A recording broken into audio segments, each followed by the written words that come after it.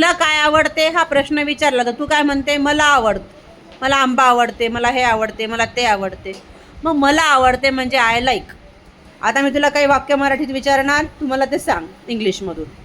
मला दूध आवडते, मला आंबा आवडतो, मला गुलाबजामुन आवडतात, मला सीताफळ आवडते. हां, कस्टर्ड ॲपल, व्हेरी गुड. मला माझी शाळा आवडते. मला नाचायला आवडते.